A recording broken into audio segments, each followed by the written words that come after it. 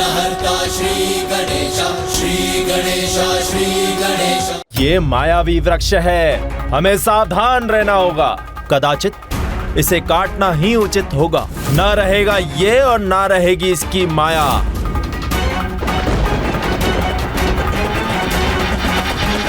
रुक जाइए।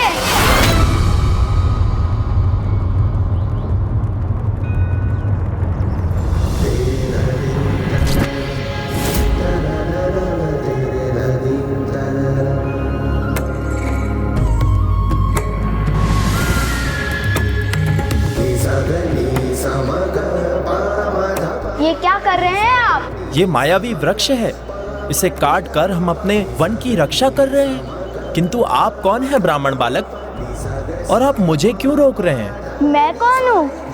इससे अधिक महत्वपूर्ण प्रश्न तो ये है, इस निर्दोष वृक्ष के साथ ये अन्याय क्यों कर रहे हैं? वनवासी प्रकृति के साथ रहते हैं, वही जीवन का आधार है, और इस वृक्ष को काटकर आप उसी को आघात पहुँचा रहे हैं।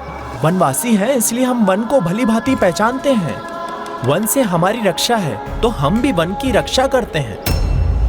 हे ज्ञानी ब्राह्मण बालक, ये वृक्ष जो अचानक यहाँ उगाया है, ये एक मायावी वृक्ष है, और जो मायावी है वो प्रकृति के विरुद्ध है, इसीलिए इसका नष्ट होना आवश्यक है।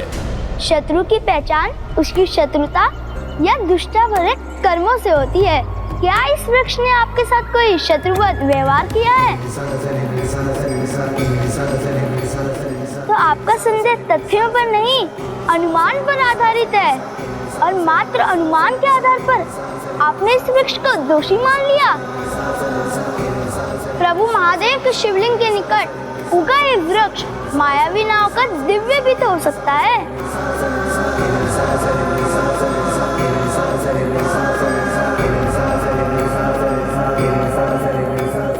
ये तो सत्य है, इस वृक्ष की एक दिव्य आभा है। ये भी तो संभव है कि ये वृक्ष यहाँ किसी महान शुभ कार्य के लिए प्रकट हुआ हो। आपको तो इसे प्रणाम करना चाहिए। शुभ कार्य?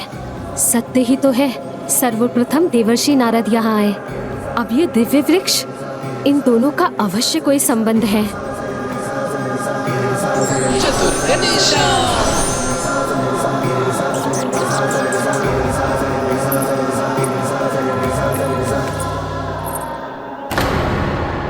इनके भ्राता को तो मैंने रोक दिया, किंतु भाभी में वली अब आगे क्यों बढ़ रही हैं?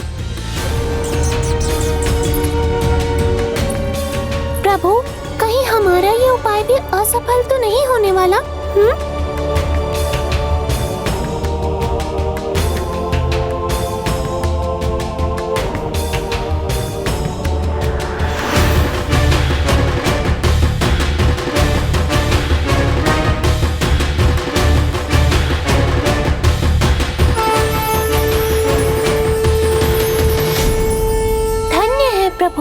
यदि आप स्वयं यहाँ भेष बदल कर न आते तो आज आपके भ्राता का ये प्रेम प्रसंग युद्ध में परिवर्तित हो जाता। कार्य संपन्न हुआ प्रभु, चलिए।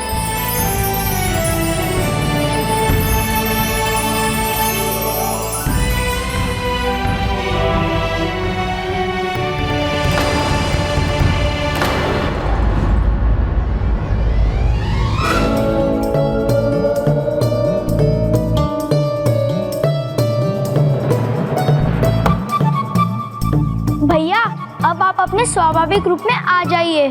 सब जा चुके हैं।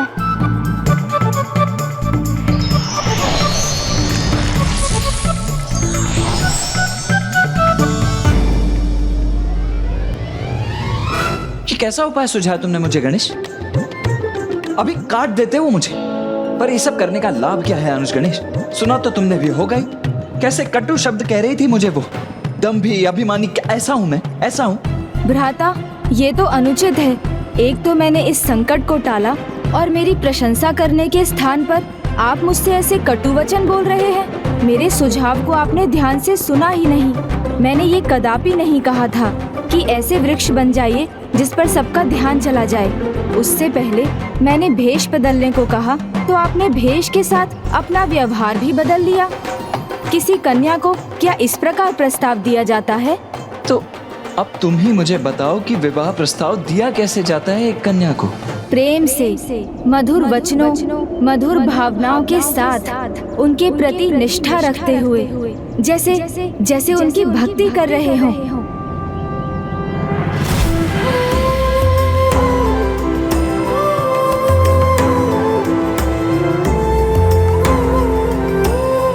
अब समझा।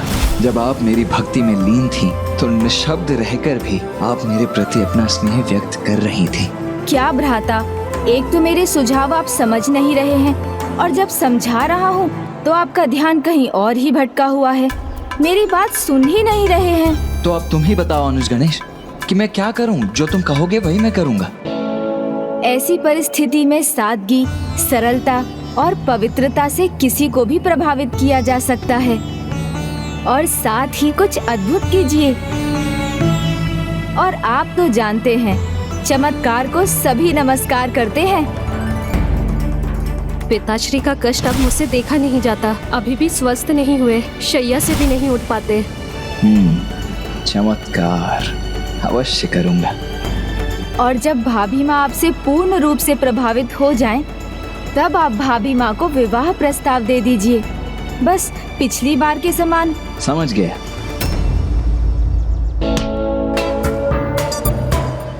मैं सब कुछ समझ गया अनुज गणेश। इस बार मैं सब कुछ उचित ही करूंगा।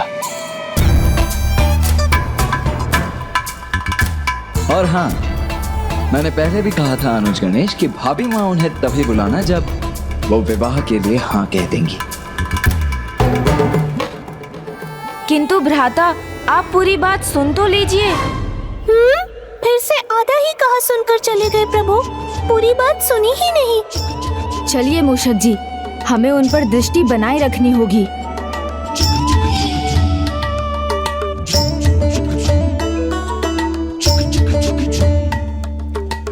देवी वल्ली का निवास निकट है। हाँ, सादगी, सरलता, पवित्रता।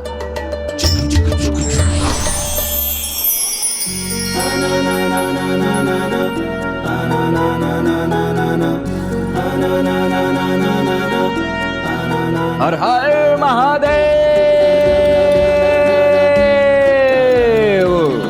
देखो पुत्री, द्वार पर शायद कोई सिद्ध ऋषि आए हैं, जाओ। जी।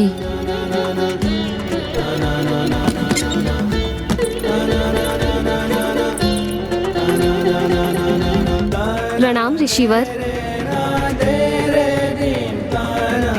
तो अब नंबी राजन जी स्वयं को इतना महान मानने लग गए हैं। अपने पद का इतना अहंकार हो गया है उन्हें कि इस शिव भक्त के स्वागत के लिए स्वयं द्वार पर भी नहीं आ सके। भ्राता को तो प्रेम पूर्वक बात करने बोला था, परंतु वो तो क्रोध की वर्षा कर रहे हैं। ना तो मेरा सुझाव मान रहे हैं और ना ही देवी वल्ली से उचित प्रकार से व्यवहार कर रहे हैं। क्षमा कीजिए ऋषिवर, अस्वस्थ होने के कारण मेरे पिताश्री स्वयं आकर आपका स्वागत न कर सके। तो चेष्टा तो कर सकते थे।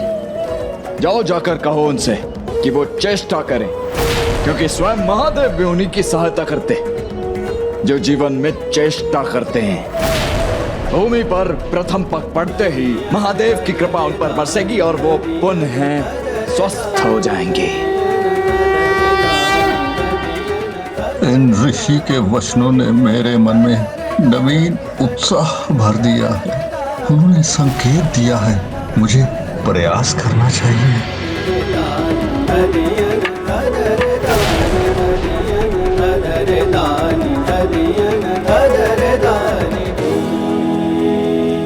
क्षमा कीजिए ऋषिवर, मैं अभी आई। पिताश्री, पिताश्री, मैं नहीं पुत्री, नहीं।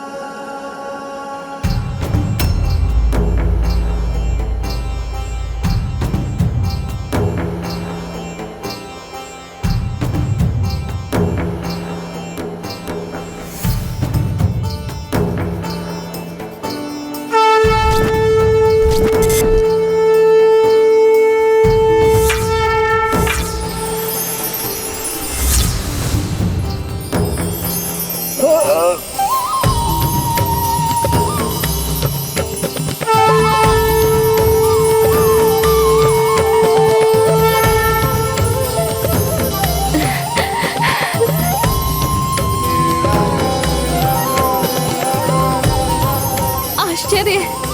अद्भुत। मैं स्वस्थ हो गया। ऋषिवर के वचन सत्य हो गए। हाँ पिताश्री, चमत्कार है ये। मैं अत्यंत प्रसन्न हूँ।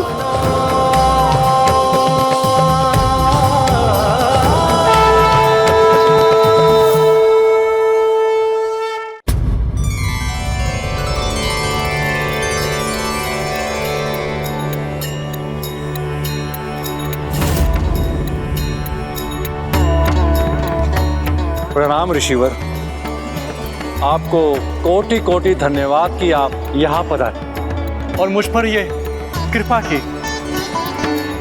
हे ऋषिवर, आपके चरण यहाँ पड़ते ही हमारा तो भाग्य सुधर गया। पिताश्री पल भर में स्वस्थ हो गए। इसलिए हे महान ऋषिवर, हमें अपना परिचय देने की कृपा कीजिए। कौन है आप? मैं शिवपुत्र का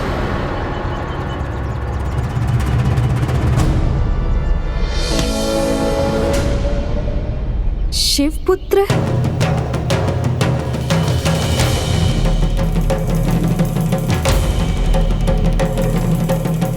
मेरा तात्पर्य है कि हम सभी शिव की संतानें ही तो हैं।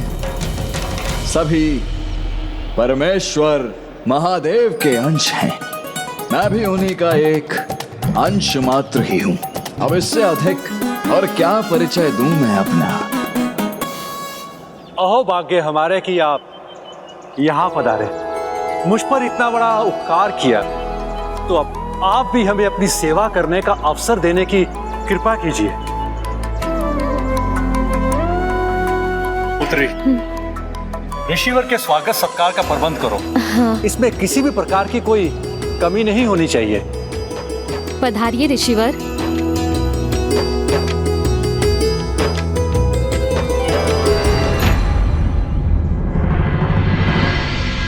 मूषक जी आइए।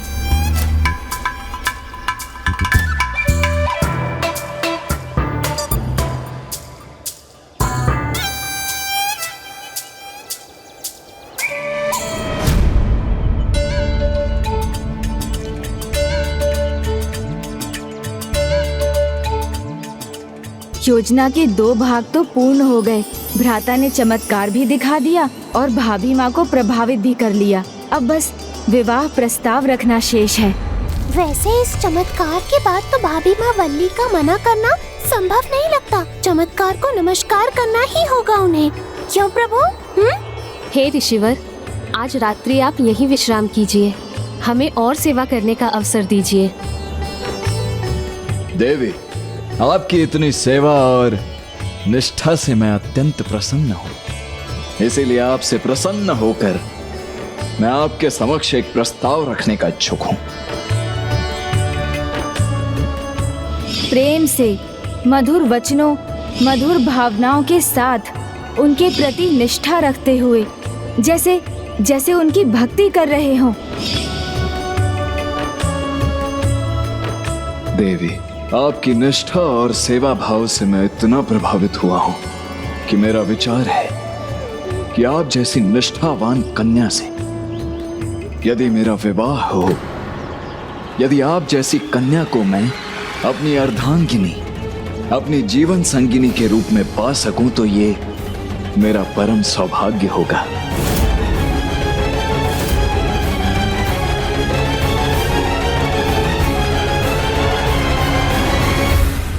विवाह होगा, कुमार कार्तिकेय और तुम्हारा विवाह होगा। मैं स्वस्थ हो गया। ऋषिवर के वचन सत्य हो गए।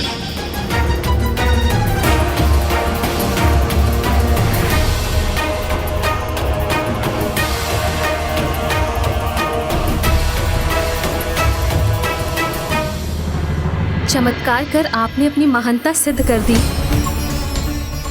मैं सदा आपकी आभारी रहूंगी। किंतु क्षमा कीजिए ऋषिवर,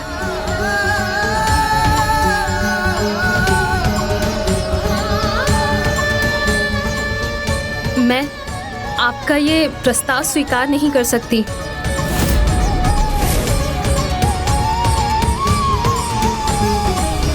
मैं तो प्रभु कार्तिकेय को अपना स्वामी मान चुकी हूँ। कार्तिकेय को अपना स्वामी मान चुकी हूँ। मन ही मन उन्हें अपना सर्व समर्पित कर चुकी हूँ। मेरे हृदय में एकमात्र उन्हीं का वास है। मेरा तो जन्म उन्हीं के लिए हुआ है। मूषक जी, लड्डू मिलने वाले हैं। भाभी माँ ने भ्राता के प्रति अपनी निष्ठा स्पष्ट कर दी। किंतु जब मेरे प्रति इनकी निष्ठा इतनी दृढ़ है तो ये मुझे पहचानने में असमर्थ क्यों है?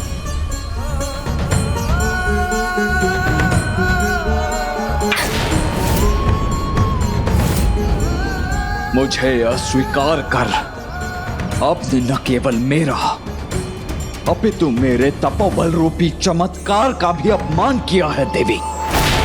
नहीं ऋषिवर, अपमान नहीं। मैं असमर्थ हूँ।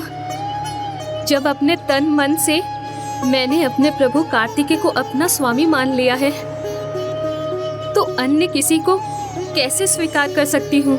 एक ऋषि को रुष्ट और असंतुष्ट करने का परिणाम भी जानती हैं आप।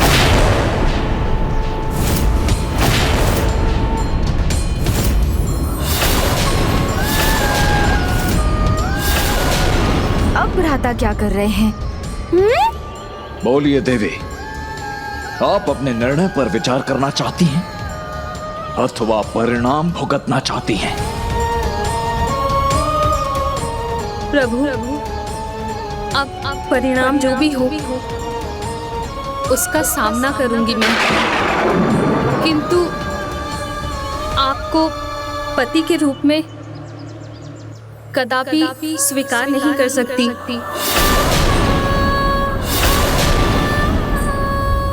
क्योंकि प्रभु कार्तिकेय के प्रति मेरी निष्ठा विचार नहीं, स्वभाव बन गया है।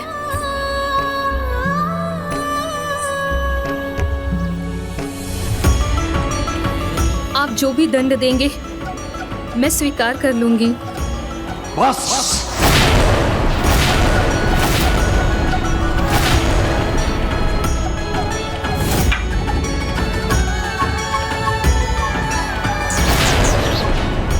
उठिए देवी।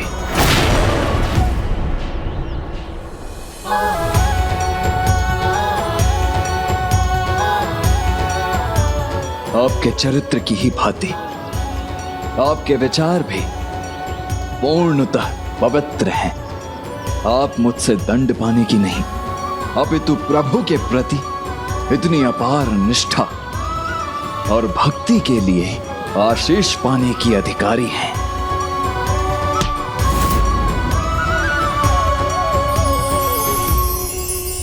आपकी इच्छा पूर्ण हो।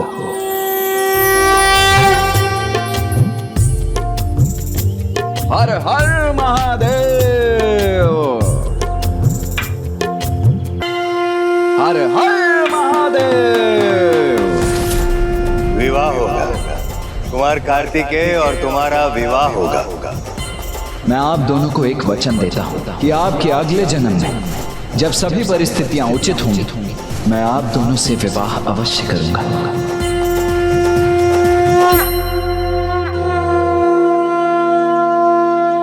भ्राता, आपने अपने प्रति उनकी निष्ठा और भक्ति का प्रमाण प्राप्त कर लिया। आपको ये भी ज्ञात हो गया कि इस जन्म में भी वो आपके ही प्रति पूर्ण रूप से समर्पित हैं। हाँ अनुज गणेश, अब उनका मनोभाव तो पूर्ण रूप से स्पष्ट है। तो अब विलंब क्यों करें? चलिए ये शुभ समाचार चलकर माता और अन्य सभी को दे दें। नहीं अनुज गणेश, अभी नहीं। अभी हमारा कार्य पूर्ण नहीं हुआ है, अधूरा है। उन्होंने अपनी निष्ठा तो प्रमाणित अवश्य कर दी है, किंतु अभी तक मुझे पहचान कर मुझे हाँ कहाँ कहा है। किंतु भ्राता,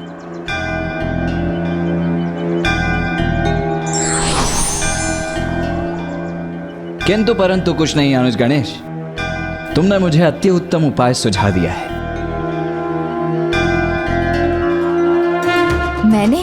ये उपाय मैंने कहाँ सुझाया?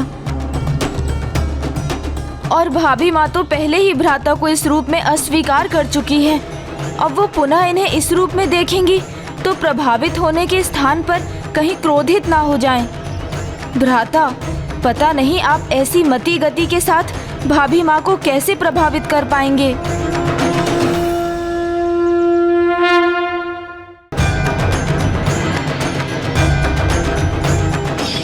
पहले उनकी रक्षा की, फिर चमत्कार दिखाया, उपकार जताया।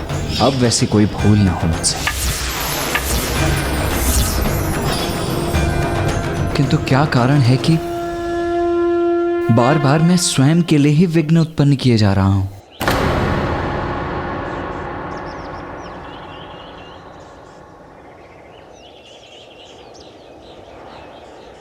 विघ्न तो तब दूर होंगे जब सर्वप्रथम मैं विघ्नहर्ता श्री गणेश जी का स्मरण करूंगा। नमस्ते गणपते त्वमेव प्रत्यक्षं तत्त्वमसि त्वमेव केवलं कर्तासि त्वमेव केवलं धर्तासि। अनुज गणेश, विघ्नहर्ता गणेश, मेरे विघ्न हर कर मेरी सहायता करो। वही तो करने की चेष्टा कर रहा हूँ भ्राता, परंतु आप अभी तक मेरी पूरी बात सुन ही कहाँ रहे थे। मुझे तो ज्येष्ठ में कुछ भी परिवर्तन दिखाई नहीं दे रहा है। आपको कैसे समझाऊं मूषक जी, शुभ समय में अशुभ वचन नहीं बोलते।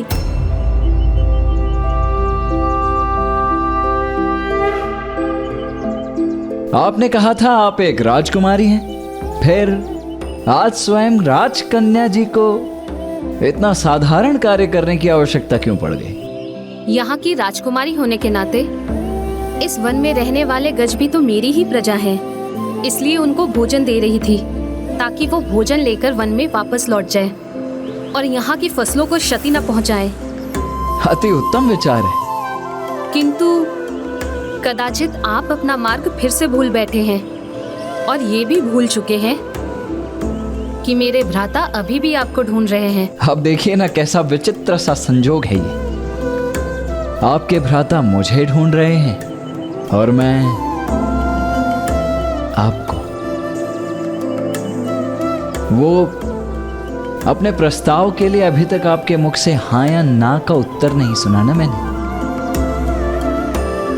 पूर्व में मेरे व्यवहार के लिए मैं आपसे क्षमा प्रार्थी हूं। कदाचित तब मैं आपको दंभी भी लगा हो सकता हूं, किंतु मेरा विश्वास कीजिए ऐसा कुछ नहीं है। मैं तो आपको प्रभावित करने के प्रयास में कुछ भूलें कर बैठा बस।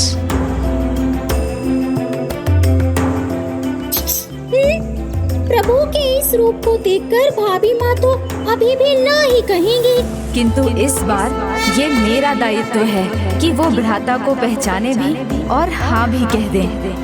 वास्तव में तो मैं अपना संपूर्ण जीवन आप जैसी ही किसी कन्या के साथ बांटना चाहता हूं, जिसके लिए अब आप शीघ्र अति शीघ्र मुझे अपने पिता के पास ले चली ताकि मैं उनसे आपका हाथ मांग सकूं।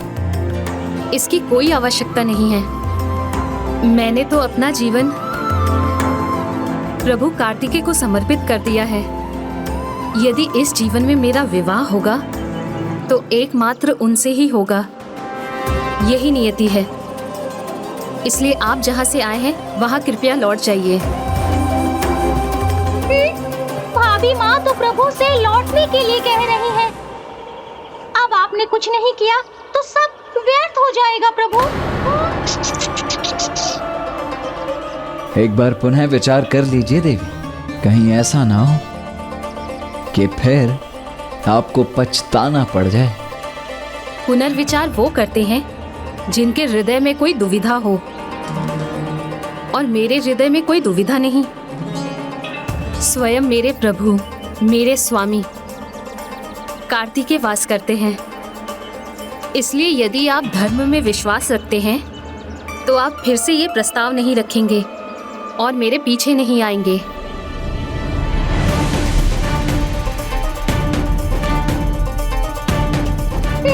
भाभी माँ जा रही है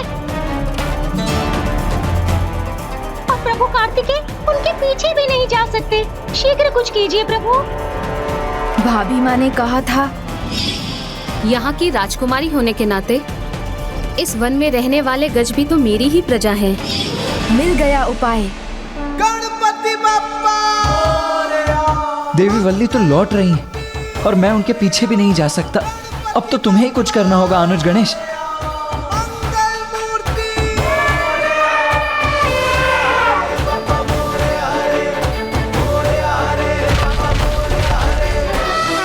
गज की ऐसी भीषण गर्जना।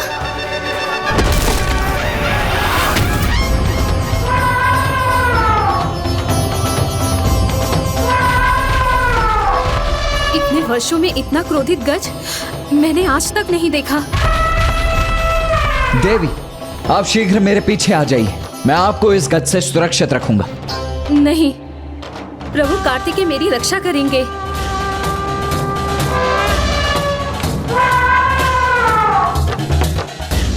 देवी, अब तो गज आपके निकट आ चुका है। हट मत कीजिए, आ जाइए मेरे पीछे। मुझे करने दीजिए आपकी रक्षा। प्रभु कार्तिकेय जिनके रक्षक हो, उन्हें कोई हानि नहीं पहुंचा सकता।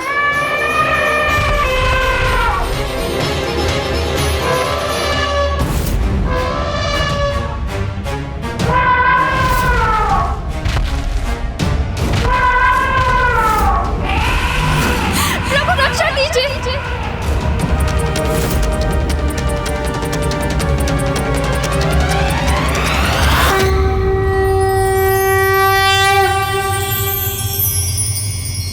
प्रभु कार्तिकेय, स्वामी आप।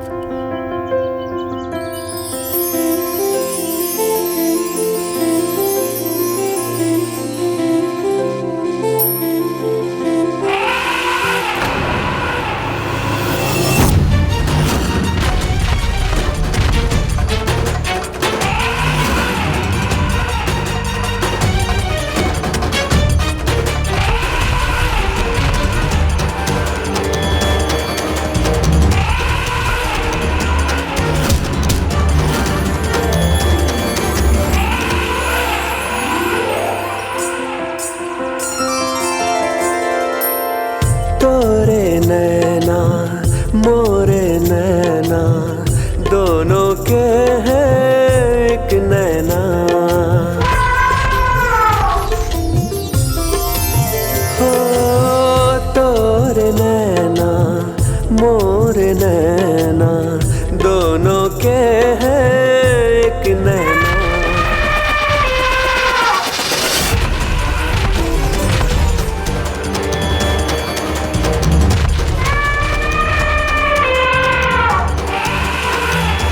रुक जाइए गजराज।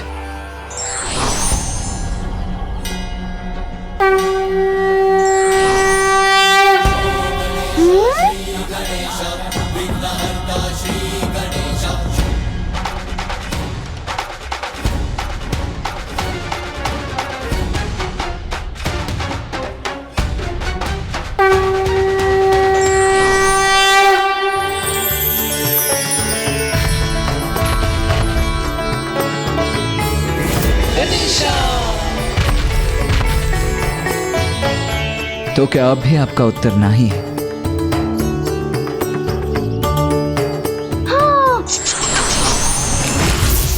अर्थात अब लड्डू खाने का समय आ गया है।